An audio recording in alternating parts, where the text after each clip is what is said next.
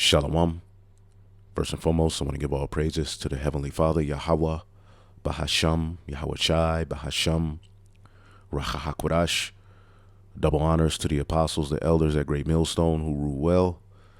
Peace and salutations, as always, to the elect. And I wanted to go into Daniel, the 8th chapter, as you see the title. And ultimately, I was watching this video by the elder Apostle Tahar. The origins of the alphabet ABC comes from Hebrew and other topics. His channel, GMS, Declaring the End. Subscribe, be edified. And this is a very edifying video that brothers and sisters should watch. You know, the term alphabet itself, all right, is rooted in the Hebrew alphabet, all right, as you have Aleph, Bat, alphabet, all right. It all goes back to the ancient Hebrew language, all right, and he goes into that and other things in this video. But at a particular point in this video, he spoke about someone asking him about Daniel, the 8th chapter, and he asked if a brother could go into it. So I pulled up some of my notes, and I decided, hell, why not go into it and fight these infirmities and overcome death, as I tell the brothers. So I'm going to get into Daniel, the 8th chapter, which is a prophetic book wherein there's a lot of history that you have to go into and know and understand.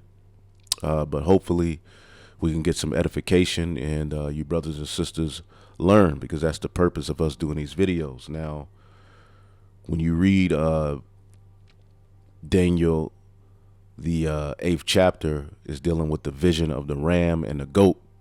And as we go into this, you'll understand who and what those represent. Now, this is Daniel, the 8th chapter, in the first verse. It says, in the 3rd year of the reign of Belshazzar, okay, which was a descendant of Nebuchadnezzar. All right, it calls him his son, but I believe it was like his great-grandson or something of that sort. I'm not 100% sure. I have to look it up, but I know Belshazzar came from the line of Nebuchadnezzar, all right, which those are titles as well, all right. You can just have one Nebuchadnezzar. There was a few, but they all succeeded one another. And at the end of the Babylonian Empire, you had Belshazzar, okay, which was ruling during the time of Daniel, the 5th chapter, where you have the writing on the wall, okay, where Daniel let them know their kingdom was getting ready to fall into the hands of the Persians and the Medes, okay, and you can read that history in Daniel, the 5th chapter, okay, and this is the Neo-Babylonian Empire. It's not Babylon the Great. Again, in the Holy Scriptures, you have Babel, which was started by Nimrod. You can get that history in Genesis 10 and 11. That's where you have the Tower of Babel. And then you have the Neo-Babylonian Empire, all right, which Daniel was within that captivity. And then in prophecy, you have Babylon the Great, which is America. All right, so this is during the time of the Neo-Babylonian Empire. At the end of it, in the 3rd year of the reign of Belshazzar, a vision appeared unto me, even unto me, Daniel, which is our forefather. All right, he's of the loins and lineage of David. He's of the king's lineage. When you go into prophecy, remember Isaiah told King Hezekiah, all right, that the sons which shall issue from him, all right, shall be taken away, and they shall be eunuchs in the palace of the king of Babylon. All right.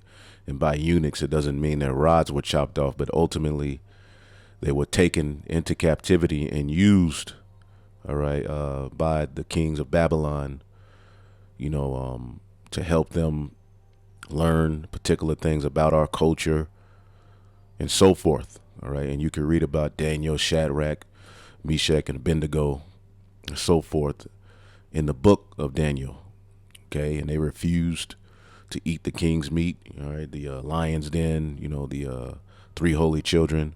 Those were all descendants of David through Hezekiah, which were in captivity in Babylon. Just a history point. So let's go back here, Daniel 8:1. In the 3rd year of the reign of King Belshazzar, a vision appeared unto me, even unto me, Daniel, after that which appeared unto me at the first.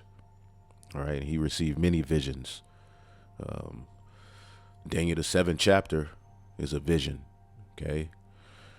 It says, and I saw in a vision, and it came to pass when I saw, I was at Shushan in the palace, which is in the province of Elam, and I saw a vision, and I was by the river of Uli. All right, and you can look that up on biblical maps. It was said of these waters were amazing, like to drink. When you read about these waters, but pretty much this is a vision, and he's in this particular region. All right, and verse 3 says, and I lifted up mine eyes and saw, and behold, there stood before the river a ram which had 2 horns, and the 2 horns were high, but one was higher than the other, and the higher came up last. This is speaking of the Medo-Persian Empire, all right, which took down the Babylonians. Okay, now in the vision prior, in Daniel the 7th chapter, okay, this particular kingdom is likened unto a bear. All right, this is Daniel 7:5, and I beheld another beast, and a second like unto a bear, and it raised itself up on one side, and it had 3 ribs in its mouth, which is Babylon, Lydia, Egypt, these different regions wherein they conquered. All right, and the higher side of this particular beast was the Persians. All right, the Medes ruled first. All right, but the Persians, all right, became the more voluptuous of the two. Okay, and they conquered.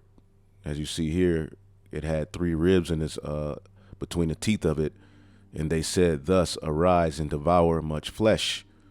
All right, ultimately this is the Persians and the Medes. All right, which in Daniel the 5th chapter, okay, as Belshazzar and the Babylonians were having a feast, okay, they were at a party, and a particular writing came on the wall, and Daniel interpreted it. All right, and ultimately the interpretation was that the kingdom was going to be divided and given unto the Medes and the Persians. Okay, and that happened. Okay, the Babylonian Empire fell to the Medes and the Persians. Okay, so this is what this ram represents. Okay, and Daniel, the 8th chapter and the 3rd verse. Okay, and the horns being high represents power, wealth, authority. All right, and the Medes ruled first. All right, but the second became higher, which is through Cyrus. All right, and then eventually Darius. All right, you can read that history, and we'll get into some of it. So this is what that's talking about in Daniel, the 8th chapter and the 3rd verse, is speaking of the Medo-Persian Empire. All right, and the one that was higher would be the Persians. Okay, in verse 4 it says, and I saw the ram pushing westward and northward and southward, so that no beast might stand before him. Neither was there any that can deliver out of his hand, but he did according to his will and became great. And remember, this is all through the power of Yahweh Ba'ashem Yahushua that these nations rule. Remember, what's that, Daniel 4?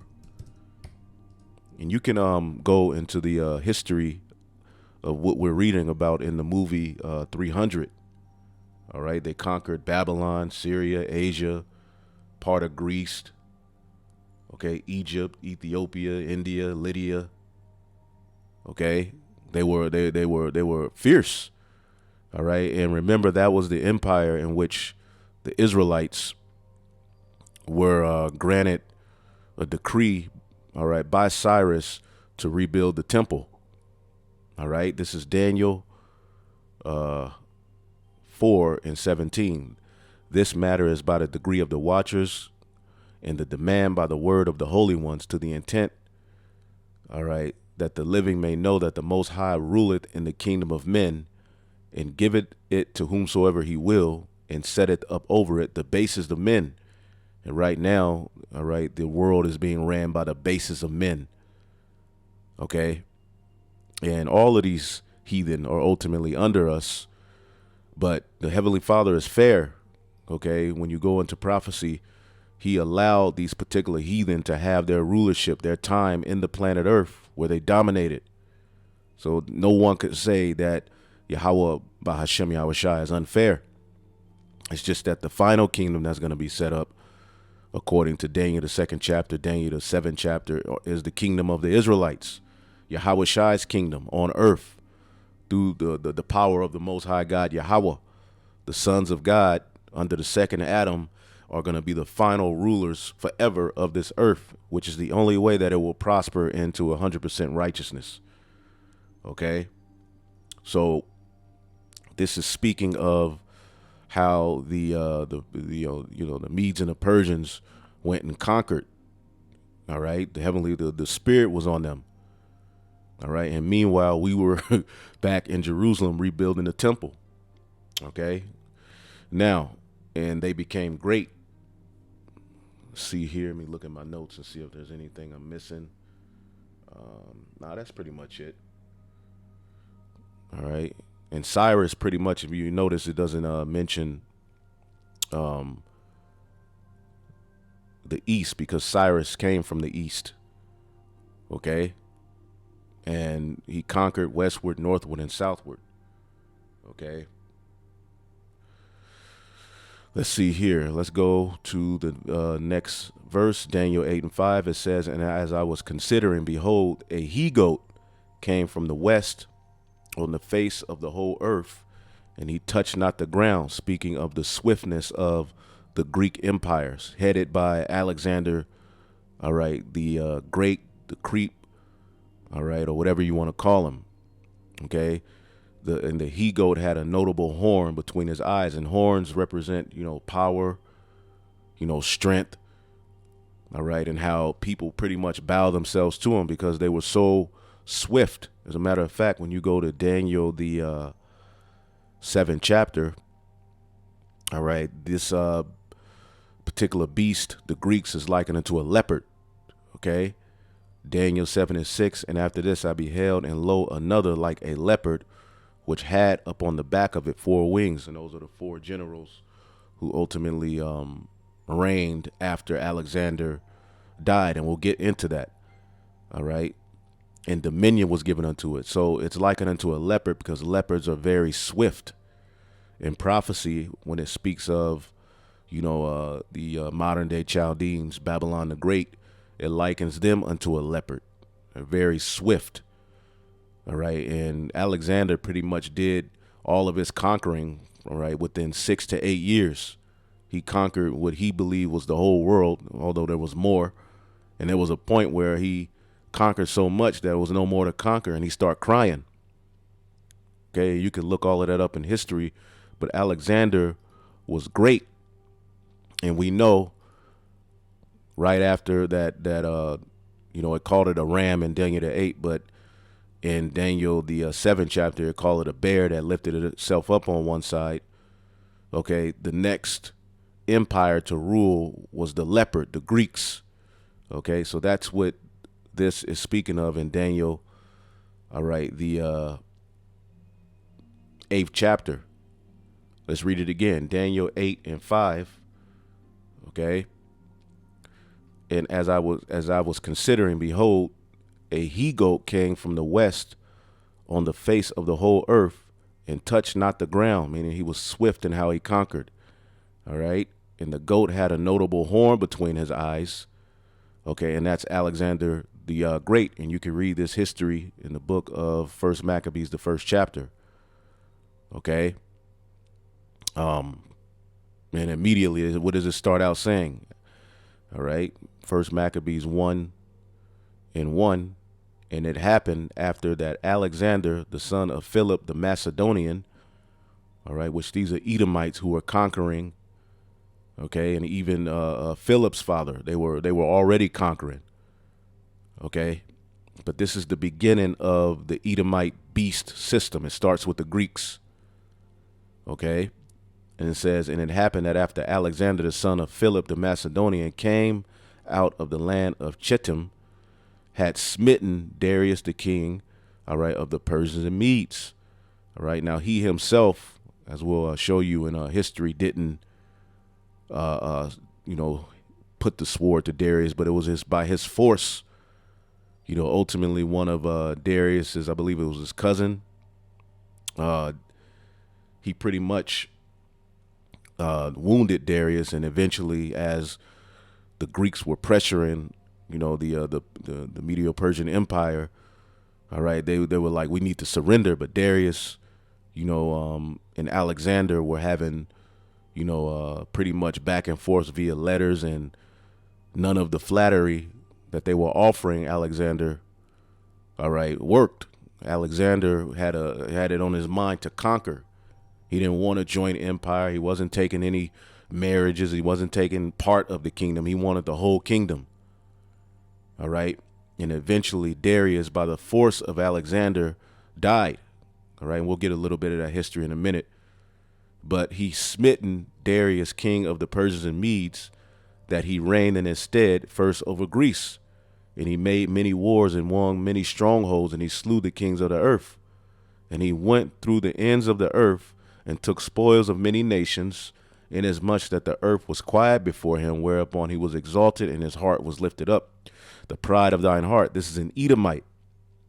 Now, mind you, when Alexander came into power, okay, the Israelites, as we'll show you, he didn't put too much hell on them. All right. Pretty much they were like a vassal. He allowed the Jews. He was intrigued by the Jews. One of the high priests, according to the book of Josephus, showed him, all right, that he was written in prophecy. So he had respect for the Jews. Okay. Judah, Benjamin, and Levi. All right. Pretty much who were primarily in, Jerusalem at that time. All right. He had a respect for him. He didn't put too much hell in him. And we're going to show you eventually through Antiochus that hell came. So it says he gathered a mighty strong host and ruled over countries, kings, and nations who became tributaries unto him. Okay. And eventually he died. So we'll go back to this. Let's go back to Daniel, the 8th chapter. Okay. So Alexander took down, okay, the Persians and the Medes. He got control of Babylon, Egypt, and he did this in about 6 to 8 years. So it was like, whoa, all right, the spirit was on him. Now remember, Esau is blessed with the sword, all right? So his ability to conquer wasn't by his own might, but it was through the inspiration and power of the Most High God, Yahweh, all right, that he had this power. Remember, Isaac, okay, blessed your ass with the sword. Okay, so you were given this sword for prophecy's sake. Okay, so as we go to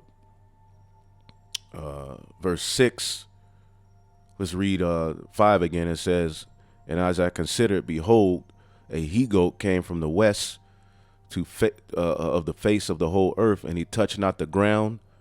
And the goat had a notable horn between his eyes. That's Alexander. And he came to the ram, which had 2 horns, the Medo-Persian Empire, all right, which I had seen standing before the river, all right, and they were great in power, okay.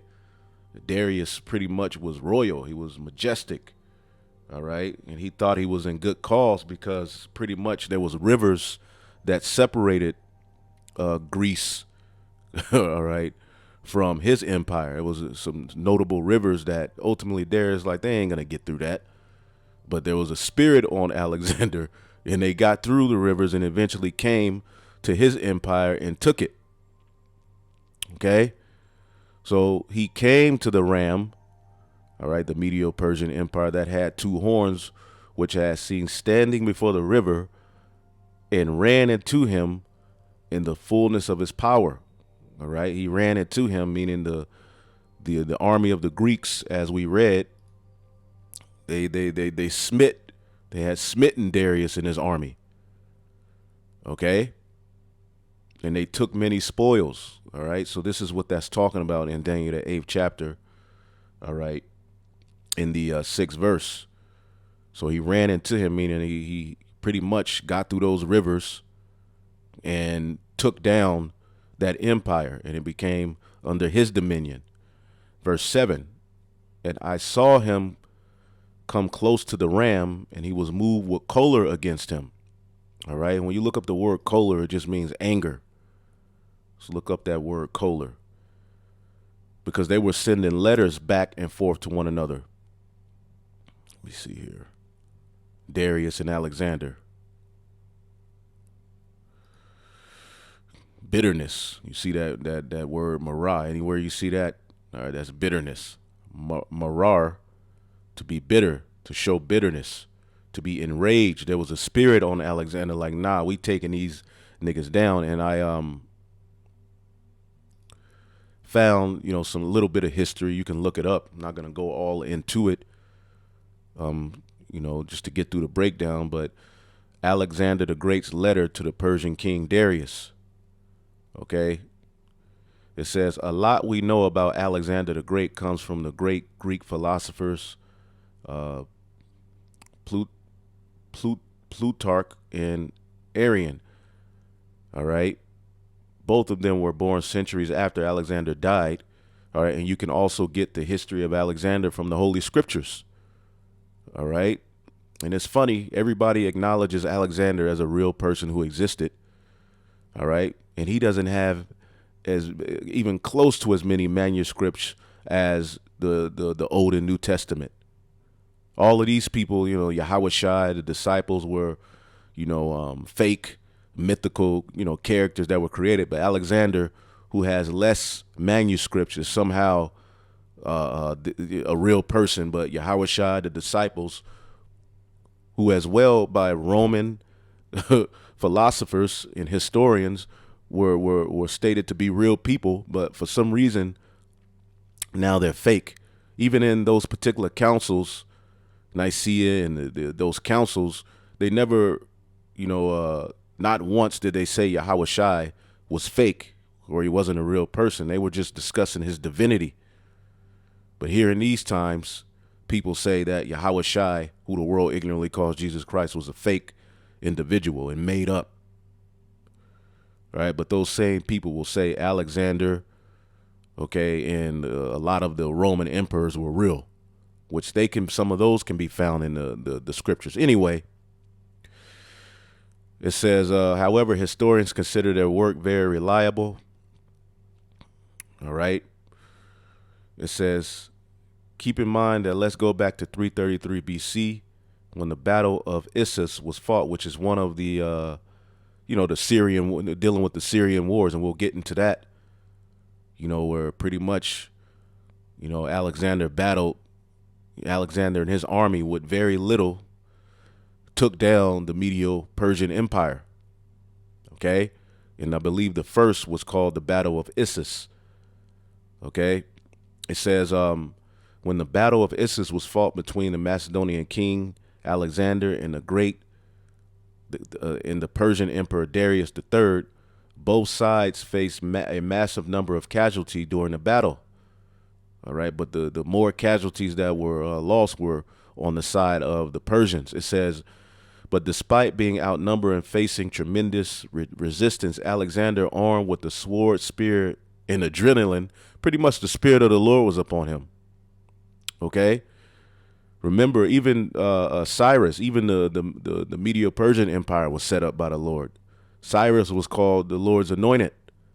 Okay. He was anointed to allow us to rebuild the temple. Anyway, it says, pushed through the gaps and got really close to Darius. Alexander's fearlessness and confidence gave goosebumps to Darius, and he fled the battle.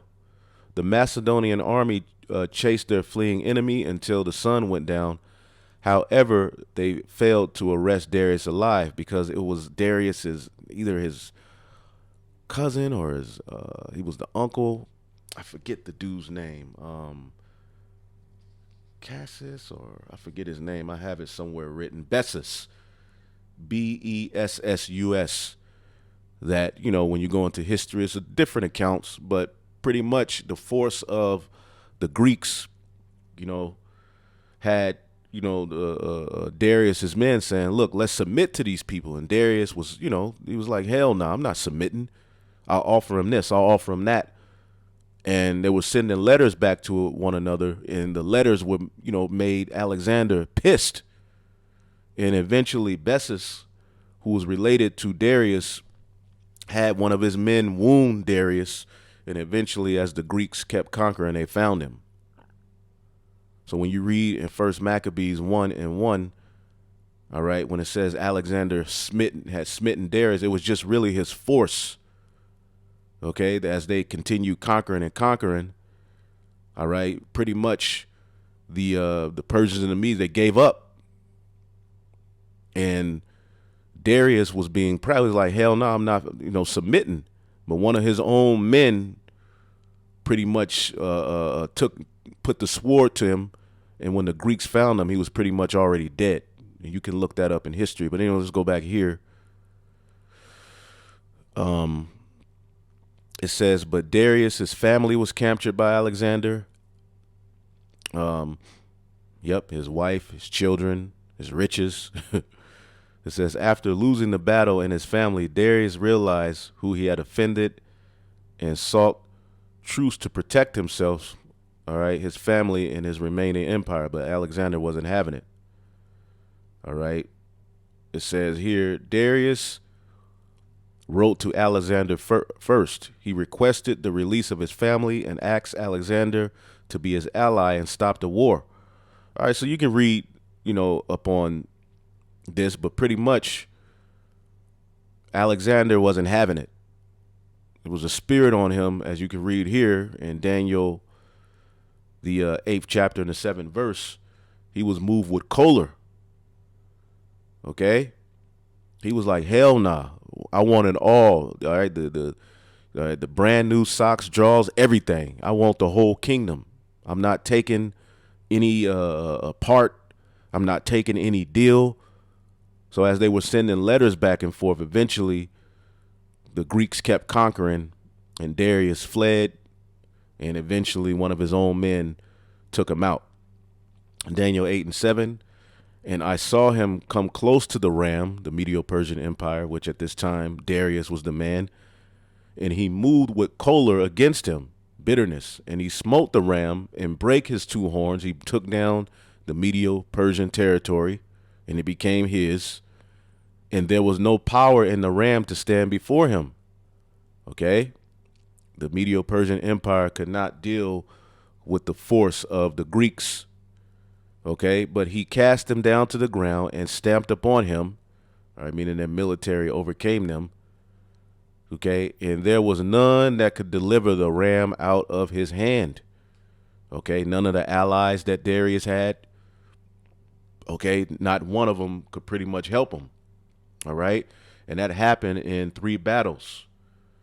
All right, the first one of them was at Issus.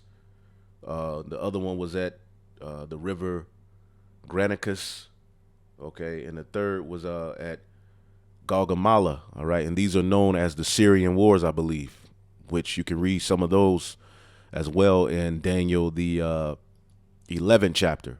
It goes into some of that history, all right, and during these wars, all right,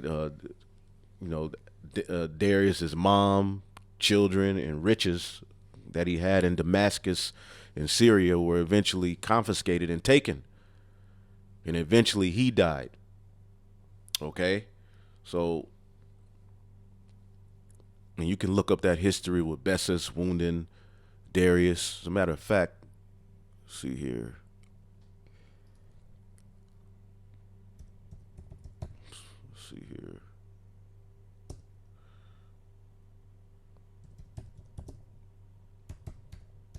Bessus killed Darius. It's different accounts, but pretty much when you do the research and the study, you'll find out that Bessus, who was related to Darius, he was pleading with Darius to just surrender. Okay. Let's see here. Yep. Bessus fleeing from the pursuing Macedonian forces. Bessus and the rebels carried Darius III in a covered wagon, reportedly in golden chains, in order to buy some time for their escape. Bessus and his co-conspirators killed Darius and left his body by the road. The murder took place near Hecamptilus in 330 BC, showing you that the Bible was on point with the history. All right. Let's see. And you can read more of that history, but it was Bessus that really was responsible for Darius's death. And Bessus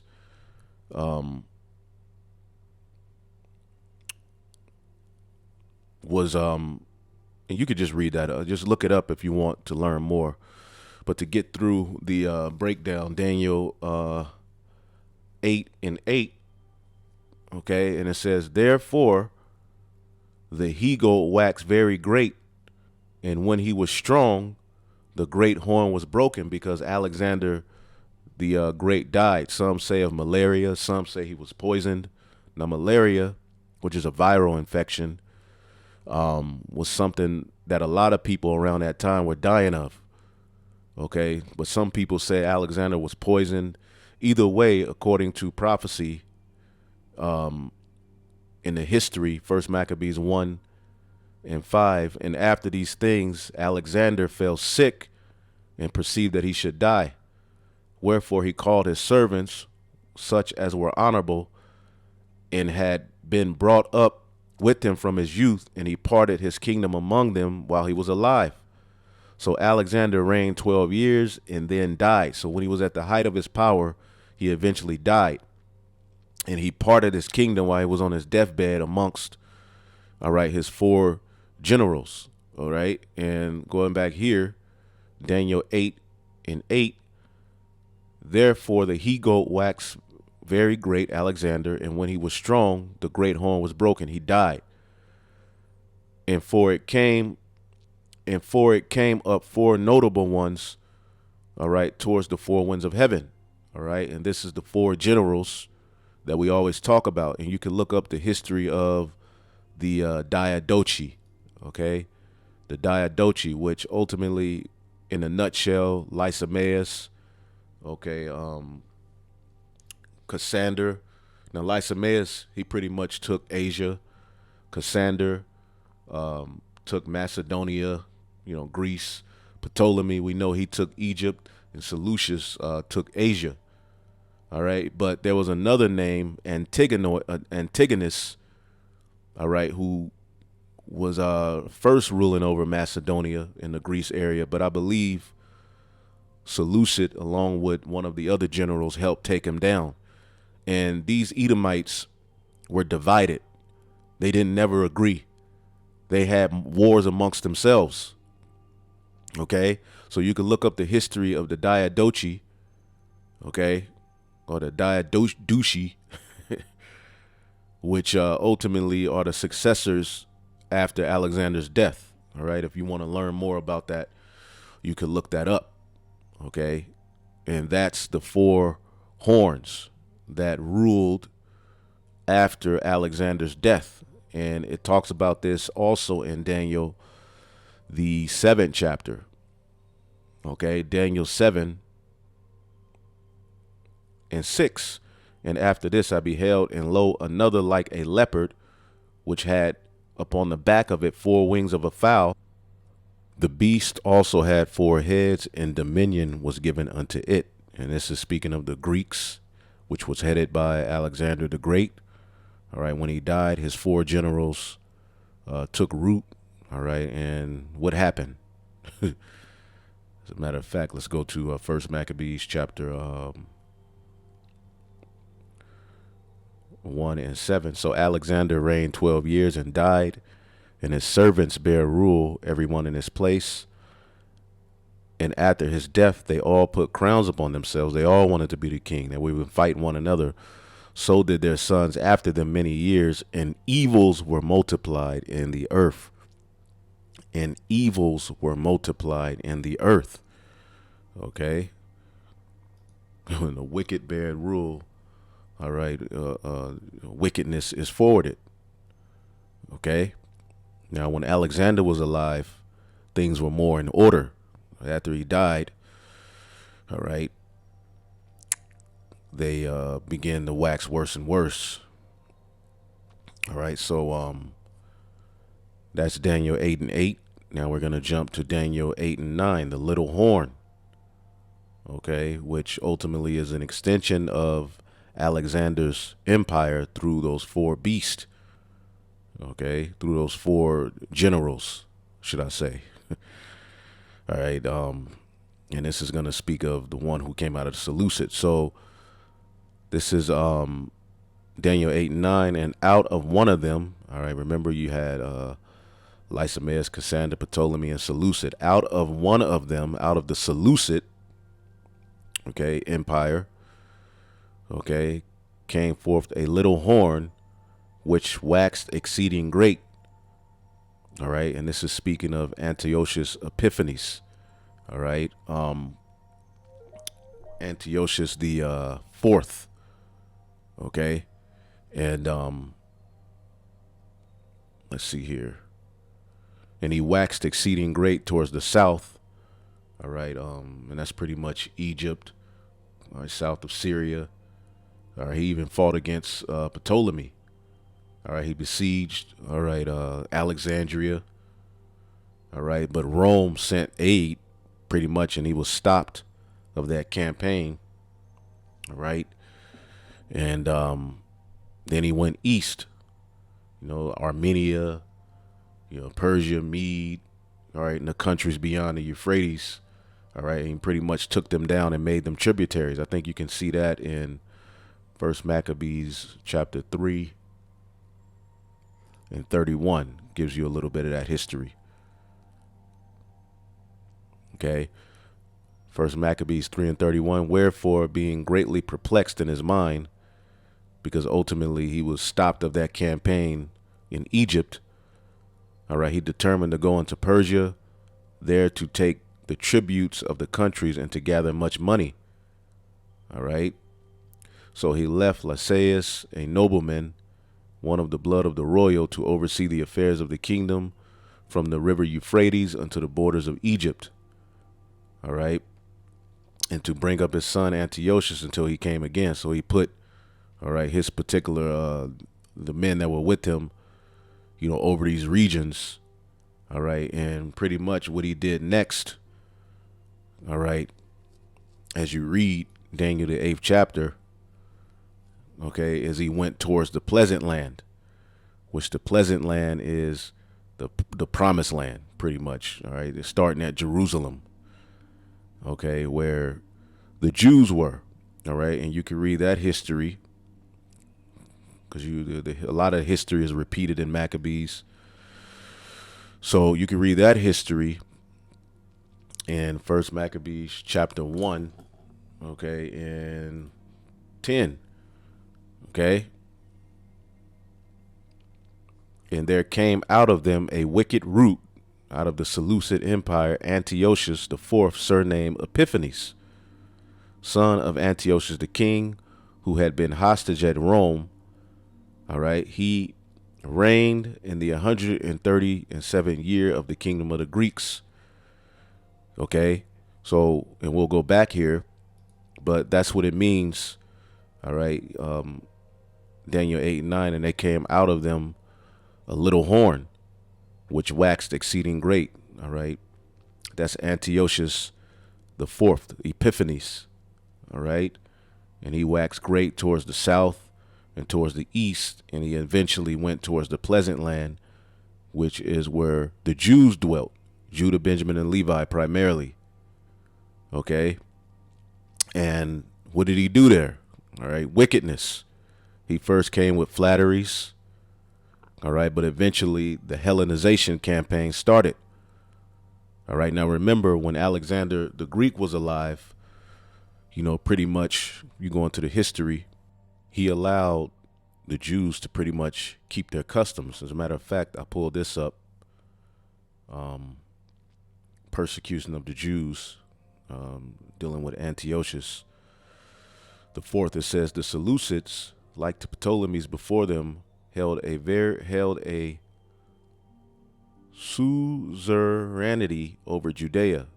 All right, and when you look up this word, a suzerainty is a relationship in which one state, all right, or other polity controls the foreign policy in relations of a tributary state while allowing the tributary state to have internal autonomy. The dominant state is called the suzerain. All right, pretty much you're a vassal.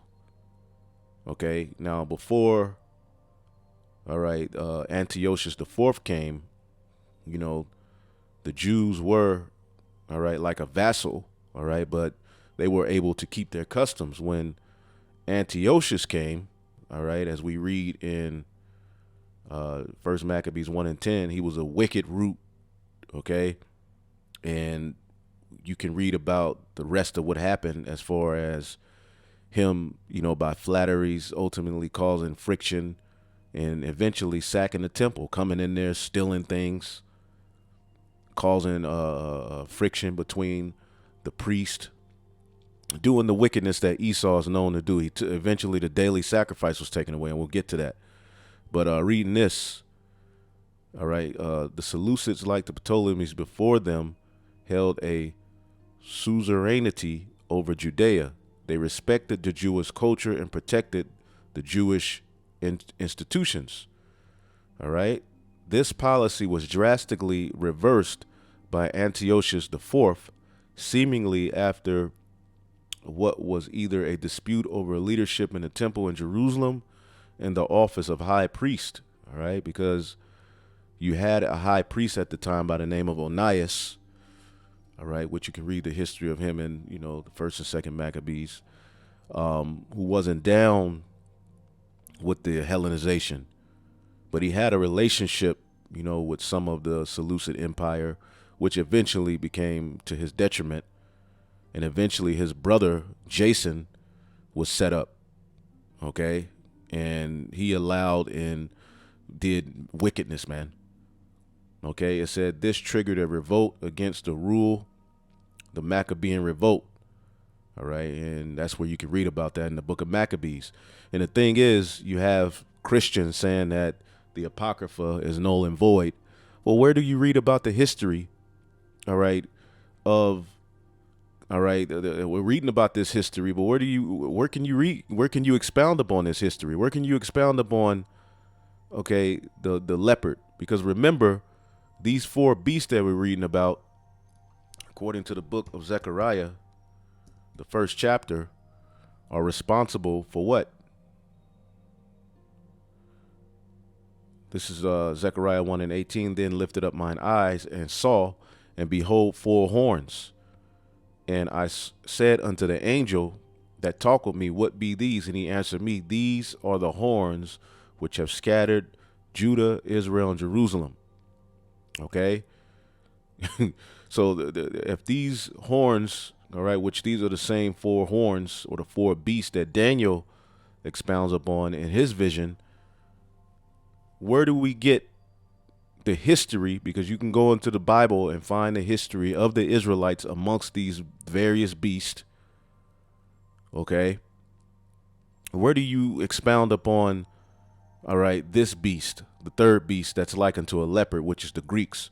You expound upon that by going into the book of Maccabees. You see?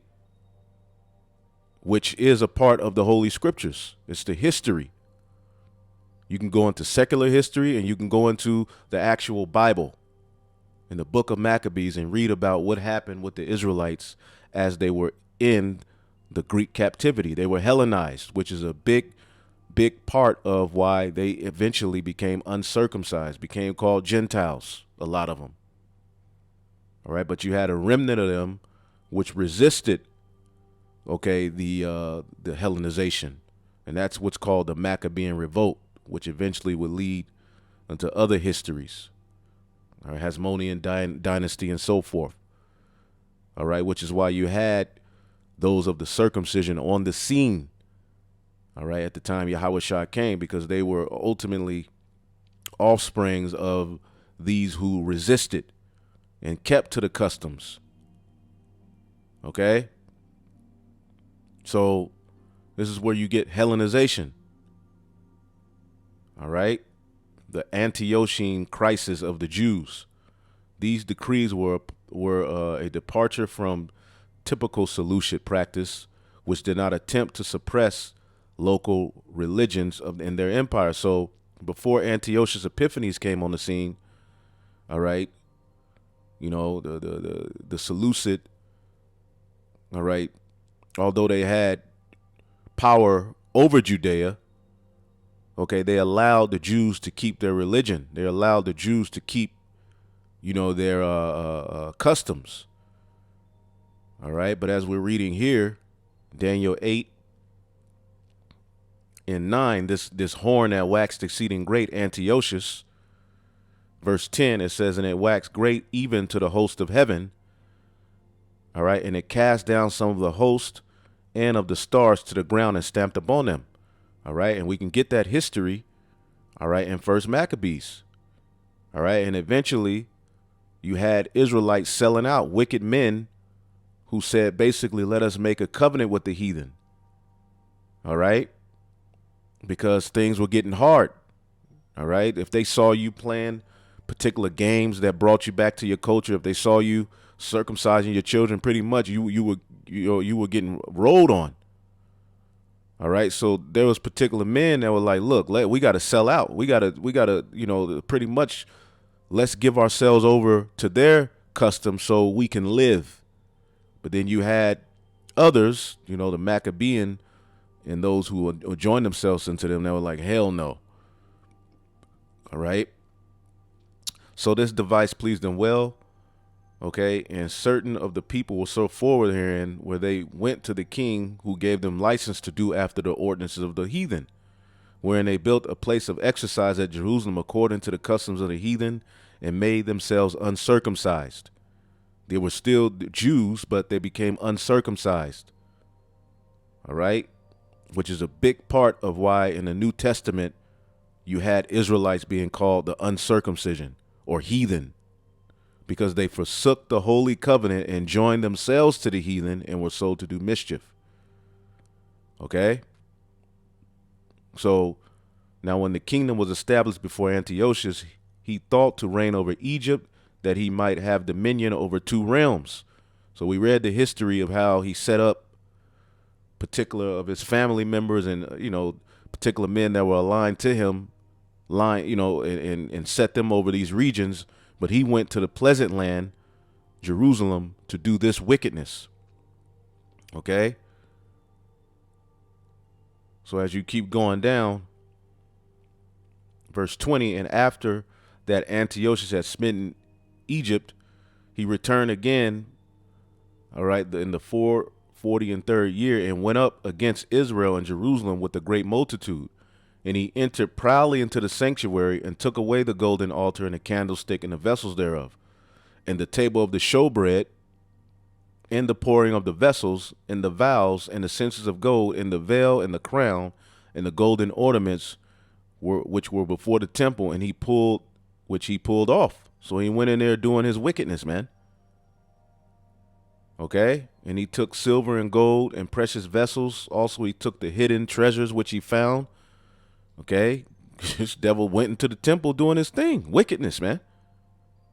And and when he had taken all away, he went into his own land, having made a great massacre, and spoke very proudly. All right. Therefore was a great mourning in Israel in every place. All right. So Jake was all messed up over what happened, man. Okay. And he eventually came back. Okay, and after 2 years of Jake was mourning and trying to get themselves together, after 2 years fully expired, the king sent his chief collector, of tribute into the cities of Judah, who came into Jerusalem with a great multitude. And they spoke peaceable words unto them, but all was deceit. And when they had given him credence, he fell suddenly upon the city and smote it very sore and destroyed much people of Israel.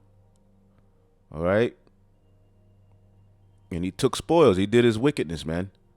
And you can read about that history. He shed innocent blood. He defiled the sanctuary, and eventually the daily sacrifice was taken away. Okay. In verse 43, yea, many Israelites consented to his religion and sacrificed unto idols and profaned the Sabbath. For the king has sent letters by messengers unto Jerusalem and to the cities of Judah that they should follow the strange laws of the land and to forbid burnt offerings and sacrifice and drink offerings in the temple, that they should profane the Sabbath and festival days. So that's what this is talking about. All right. In Daniel, okay, the 8th chapter and the 10th verse. All right. He waxed great even to the host of heaven. All right. Meaning you're in your rulership. All right. When it says you reach to the heavens, meaning your rulership is great. Okay. But Esau's, even he's in the heavens. All right. But he's going to be cast down. All right. And it cast down some of the host and the stars, which are the Israelites. All right. The priesthood, to the ground and stamped upon them. All right. And he magnified himself even to the prince of the host. Right. He eventually got to the high priest. Okay. In which, Onias was high priest at a particular point. All right. But with the wickedness of the Greeks, he was eventually put to death, and a sellout. All right. Onias' brother by the name of Jason set up. Okay. And we know the high priest. All right. And the temple is our connection.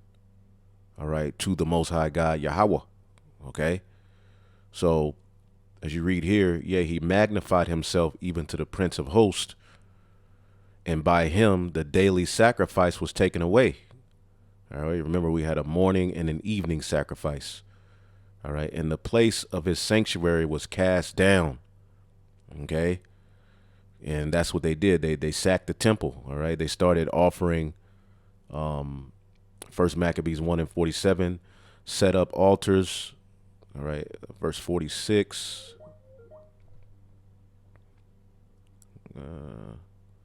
Verse 45, and forbid burnt offerings and sacrifice and drink offerings in the temple, that they should profane the Sabbaths and festival days and pollute the sanctuary and holy people, set up altars and groves and chapels of idols, and sacrifice swine's flesh. All right, because they knew the sacrifice was our connection to the Most High. So what they did was sacrificed swine's flesh, an unclean beast, knowing those things were not permitted, all right, by the Most High God, Yahweh. Okay. So they started doing wickedness, and the Greeks loved that swine. And you can see that same influence here today. All right. They got you niggas on the commercials, promoting McRibs. Okay. Swines everywhere. Okay. And that they should also leave their children uncircumcised and make their souls abominable with all manner of uncleanness and profanation. So to the end, they might forget the law and change the ordinances. And that's what happened. That's why in the New Testament, all right, you read about these uncircumcision, because eventually these children raised their children in this manner. Okay. And their children raised their children in this manner. Okay. And you had a whole host of the seed of Israel, of Judah, Benjamin, and Levi primarily. All right. Who eventually went into the Roman captivity. Okay. Uncircumcised, weren't following the customs. All right. So this should help you to understand why in the New Testament you see Israelites called heathen, because the whole book tracks the chosen seed. Okay. Just because at one point they were called heathen and Gentiles and uncircumcision. All right. Doesn't mean it's talking about heathen or actual other nations. No, this is what happened. And it started with Antiochus the fourth, Epiphanes. he took away the daily sacrifice. Okay? So let's keep going here. Verse 12. And an host was given him against the daily sacrifice by reason of transgression. All right. And a lot of Jews pretty much helped Antiochus out of fear. They sold out. All right. And pretty much, helped him to do the wickedness he was doing. All right. And it cast down the truth to the ground, and it practiced and prospered. All right. And it's speaking of Antiochus and the Greeks at that time. All right. Ultimately doing what they will. All right. Having power. All right. Who ordained them? All right. The Most High. This is prophecy. Okay. It sounds harsh, but this is what the Most High ordained through the Holy Spirit. Okay. And at that time, pretty much, if you were found practicing the customs of Israel, the law, statutes, and commandments, or if they found verse 57, as a matter of fact, I'll start at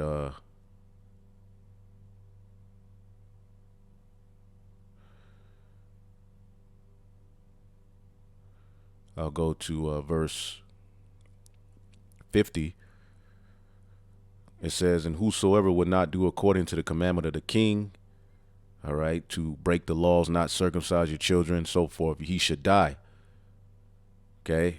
And we're living where Hellenization is getting ready to be brought back in a different way via, the jab and everything else they're coming with. If you don't want to live by their, religion, their NWO, these are going to be the consequences. And these are the times we're coming into. It says, in the selfsame manner wrote he to his whole kingdom, and appointed overseers over all the people, commanding the cities of Judah to sacrifice city by city, to sacrifice swine, and particular leaders of Judah, which that's Judah, Benjamin, and Levi particularly. All right, they helped, and many of the people were gathered unto them, to wit, every one that forsook the law, and so they committed evils in his land. And that's the, host that was given unto him, sellouts, all right, to help the transgression. Okay, and going back to then many of the people who were gathered unto them, to wit, every one that forsook the law, and so they committed evils in the land, and drove the Israelites into secret places, even whensoever they could flee for succor. All right, they were fleeing for comfort. You had particular Israelites hiding and sacrificing their children, hiding and practicing this, keeping the Sabbath, hiding. And if they were found, all right, pretty much they were put to death. It was a crazy time.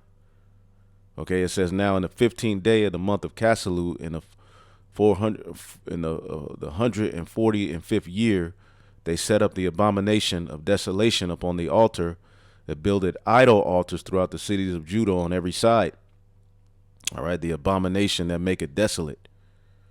Okay, taking away the daily sacrifice, setting up idols in the temple. Okay, cutting off our connection with our power. Okay, and burnt incense at the doors of their houses and in the streets. And when they had rent in pieces the books of the law in which they found, they burnt them with fire. And we can see that mindset returning here to Babylon the Great. Now, remember, we're in Rome all over again, but it was a Greco-Roman empire for a point. So we see remnants of Greek culture and mindset here as well, as you see Jake, all right, joining Greek fraternities. That's all a part of Hellenization. It's all back all over again. Okay, and you can see there's a evil mindset towards the holy book, the laws. All right, even with this Roe v. Wade thing, now people are blaming the Holy Scriptures. They're pissed off, kicking the Bible, throwing it in the garbage, calling the Bible a book of fairy tales. Okay, there's like a very hard mindset against the Scriptures, and it's going to get worse. And whosoever was found with any book of the testament or if any committed to the law, the king's commandment was that they should be put to death. And they did this by their authority unto the Israelites every month, to as many as were found in the cities. They were hanging our children by their necks. I believe that's in the second chapter. Okay. But you had particular of the Israelites that weren't there. I'm like, I'm not eating any unclean thing. I'd rather die, all right, than to be defiled with the meats or to profane the covenant. All right.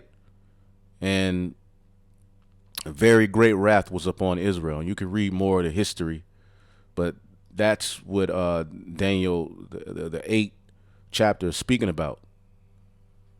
As a matter of fact, let me find it. There's a scripture where they hanged them by the necks.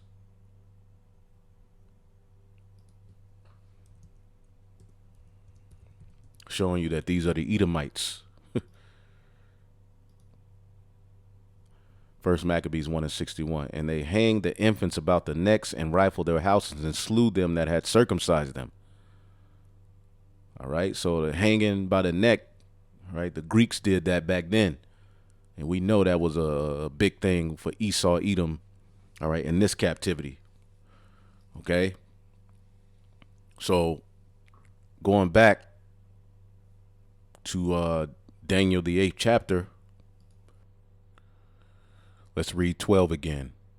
And an host was given him against the daily sacrifice by reason of transgression, and it cast down the truth of to the ground and practiced and prospered. Okay, and I believe Antiochus set up a image or an idol of Jupiter in the temple. Okay, which was, oh my goodness, forbidden. All right, and see, when they're coming at our people, which now is a spiritual temple, and when they're coming at our people with all of these idols and all of this wickedness, that's what they're seeking to do, to cut us off from our power. But the water Yahweh Bashim Yahshai for a remnant, which is likened unto, the true spiritual temple, where there's a connection that can't be cut off. Okay. Now, verse 13 says, then I heard one saint speaking, and another saint said unto that certain saint which spake. Basically, as he's seeing this vision, he sees two angels speaking to one another. All right. And the question was asked, how long shall the vision concerning, shall be the vision concerning the daily sacrifice and the transgression of desolation, to give both the sanctuary and the host be trodden underfoot? How long is, these devils pretty much gonna, from the time that they cut off the daily sacrifice, all right, how long will they be allowed to do this? Because remember, it tells you the time frame of when it started, when they set up the abomination that make it desolate. First Maccabees 1:54. Now the 15th day of the month of Caselu, in the 145th year, they set up the abomination of desolation upon the altar, okay, which some say is a idol to Jupiter, which is one of the gods they worship. All right. Remember, Alexander the Great called himself the son of Jupiter. All right. And we'll get to that in just a minute, but pretty much the angel answered, it's going to end, Daniel 8:14. And he said unto me, unto 2,300 days, then shall the sanctuary be cleansed. All right, which is 2,300 days, which when you add that up, that's about 6 years and 3 months. That's how long, that evil and wickedness will be going on. All right, until the temple was eventually cleansed. All right. In First Maccabees, the 4th chapter, via Judas the Maccabees, and those who didn't bow and fought. Okay. This is you could read this whole chapter, but as you can see, they cleanse the sanctuary and bear out the defiled stones. Okay. They cleanse the temple. Okay. under Judas Maccabees. They made new holy vessels. And when did this happen? All right, in First Maccabees 4:52. Now on the 5 and 20th day in the 9th month, which is called the month of Caselu, in the 140th and 8th year, they rose up betimes in the morning and offered sacrifice according to the law upon the new altar of the burnt offering which they had made.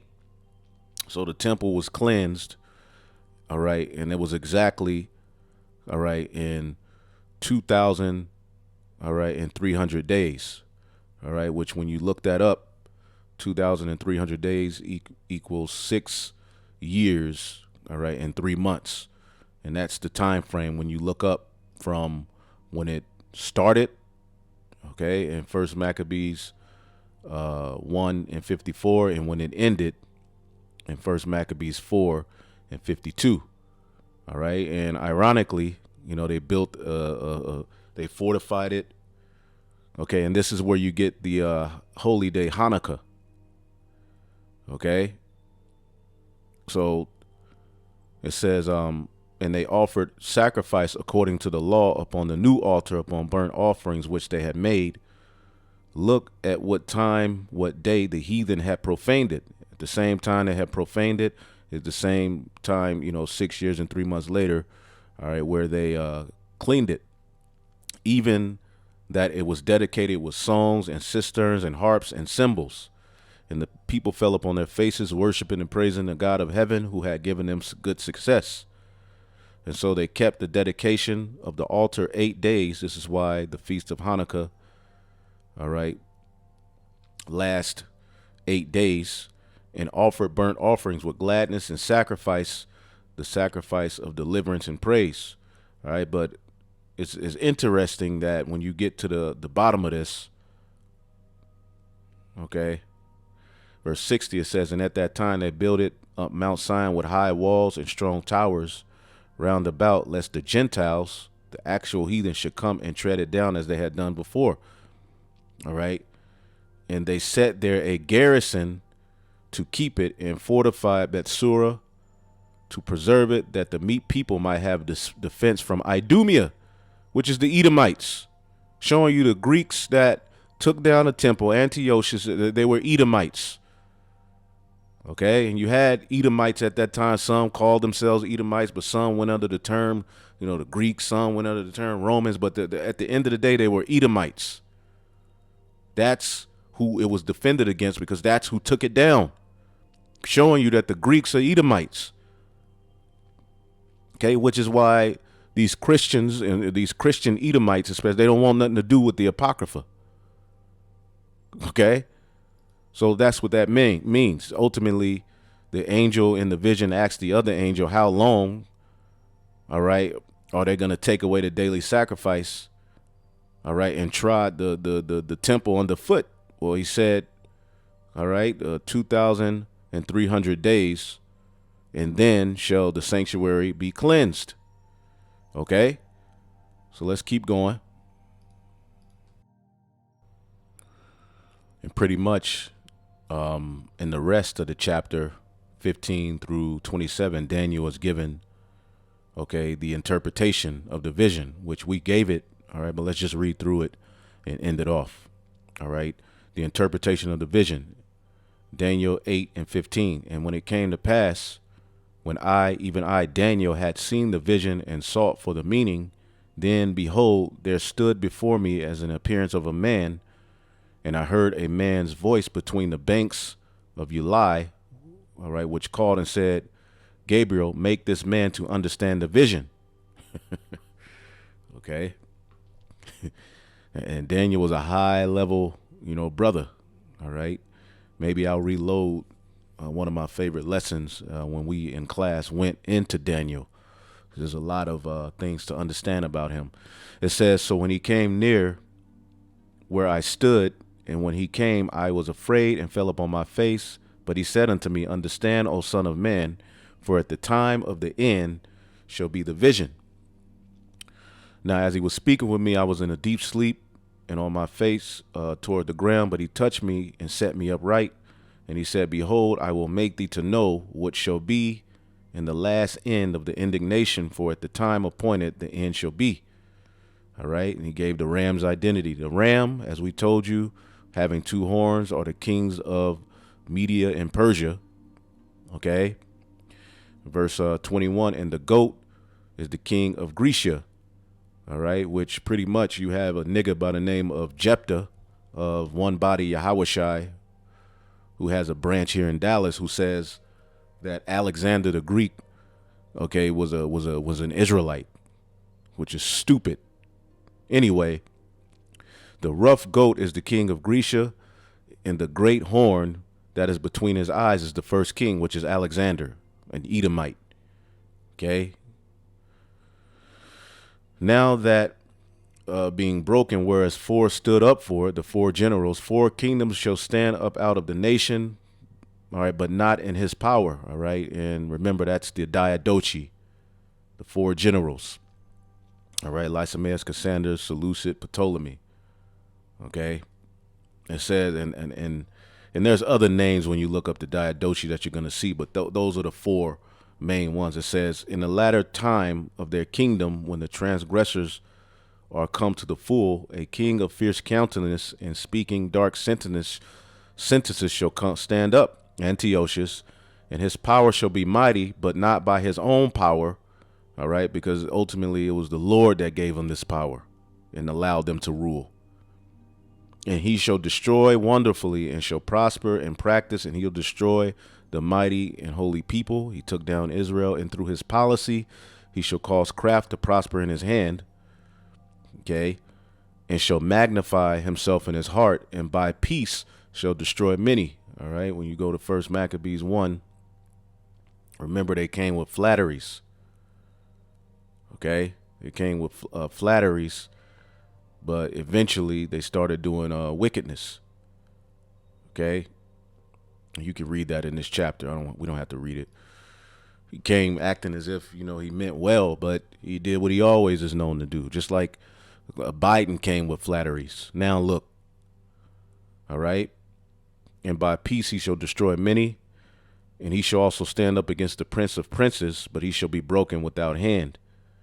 Okay, he eventually died, and he came up against the temple. And in this time, they have the same mindset. That's why we jump to these prophecies, because ultimately that's talking about what Antiochus did.